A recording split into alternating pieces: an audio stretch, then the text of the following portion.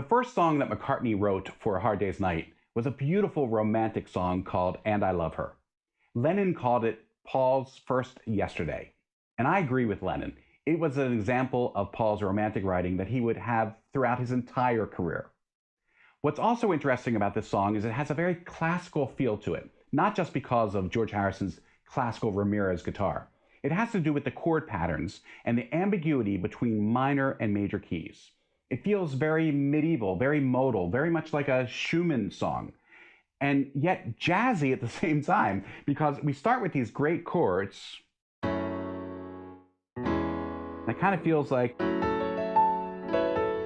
sitting at the cocktail lounge here, but it's really just a F sharp minor chord to what is a E chord with a C sharp on top to make it a 6th chord, or it could be a C sharp minor chord. It's ambiguous.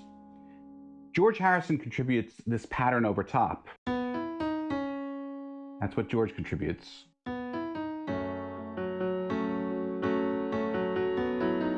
So we don't know really what key we're in. It feels like it might be E with a 6 on top, or it could be a C sharp minor. And then when the verse starts, we have a better idea of what key we're in. Well, that's clearly a C sharp minor chord. But then,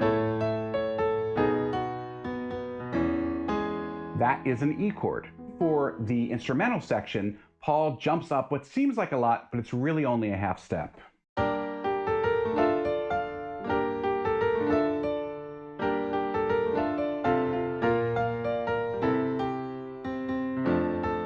And we're in the key of either F major or D minor.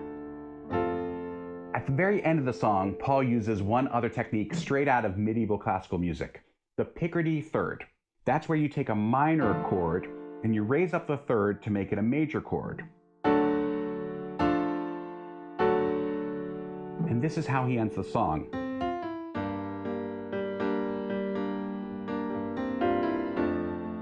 An ambiguous D minor chord.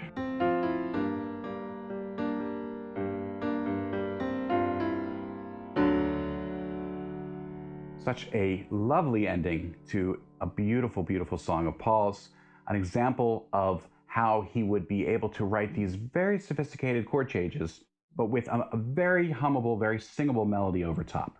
It's definitely a highlight of A Hard Day's Night, a highlight of the album Hard Day's Night, and I think a highlight of Paul's entire career.